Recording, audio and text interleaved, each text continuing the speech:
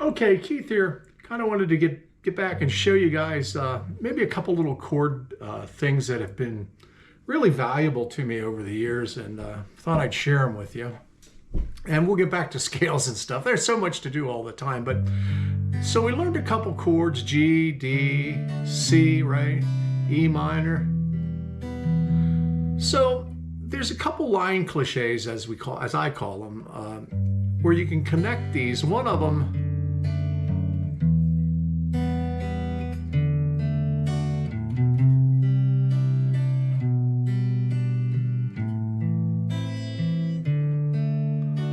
So what it does, and there's a lot of songs that use that. So it starts on the one chord, which is G, then it goes to D, but it puts the third in the bass.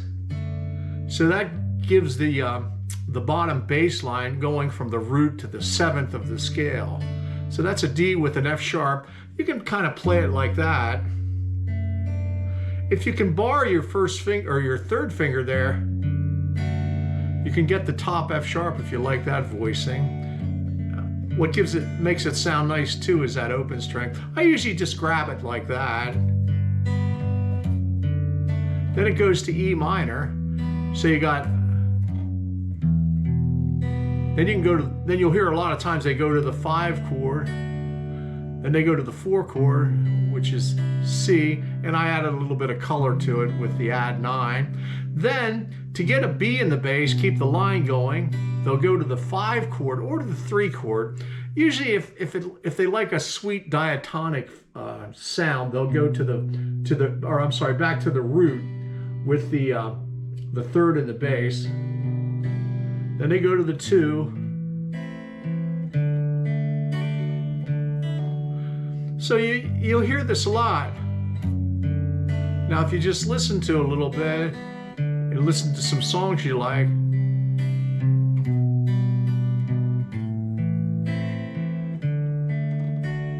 you'll hear a lot of people doing that. There's a couple variations. One, you should learn it up here, which is real handy. So you start with your 6th string root chord, or 5th string root chord, G. Then you go to the D over an F sharp. Now, you know, what's up with that? Well, here's your D chord, right? Then here's the 5th string root chord. What you're gonna do is you're gonna keep this, but you're gonna bar it with your first finger, and then you're just gonna put the third in the bass. So it gives you that. It gives you the G. Okay? Now what I like to do, and it's kind of handy for me, is if I play the G here I have a B on top. I'll go to that D, but I'll put the A. Hear how it drops? Then you go to the E minor.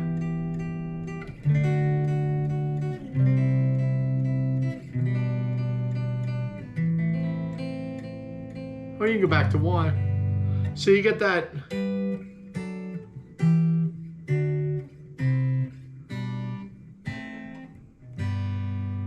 So it's kind of nice.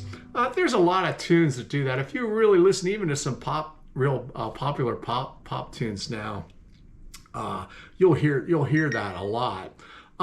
So you want to learn it it's real handy in G.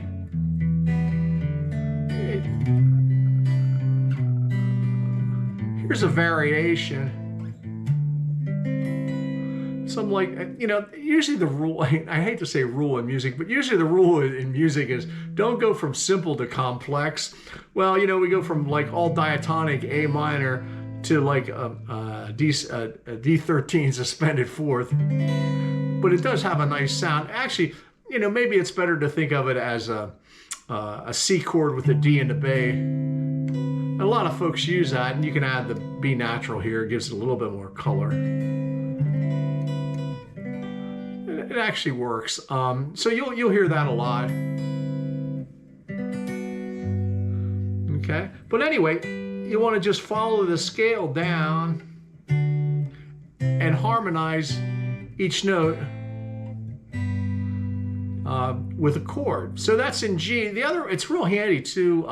In D, so you're going to have, remember in D you got 2 sharps, so you're going to have D, E, F sharp, G, A, B, C sharp, D.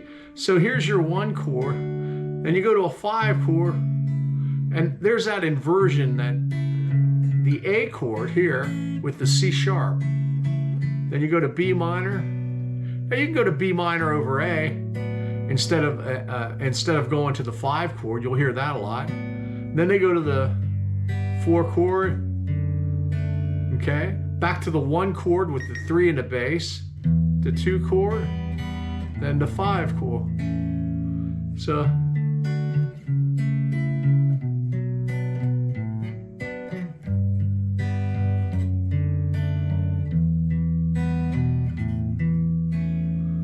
you know, and there's a lot of ballads that you know, Willie Nelson's ballad, right?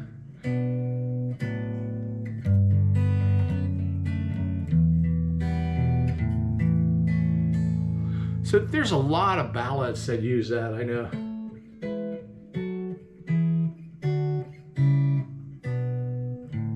That use that progression. So get them under your hands in every key. You can go up too, you know.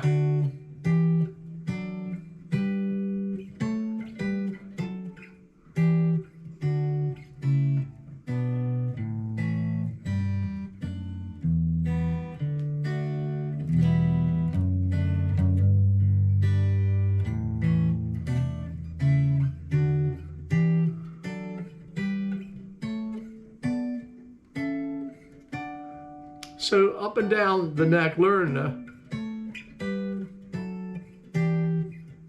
There it is in D. So real handy stuff to know that stuff. You know, you can do it.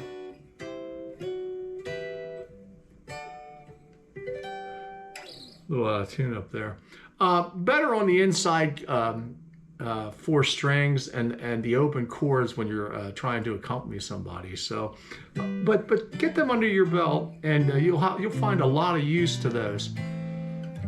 Again, it's the 1 chord, the 5 chord with the 3rd in the bass, to the 6 chord. A lot of times it goes to the 5,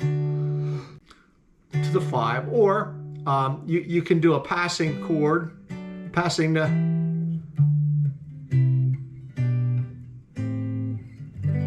So all different kinds of things to experiment with those diatonic kind of passing chords.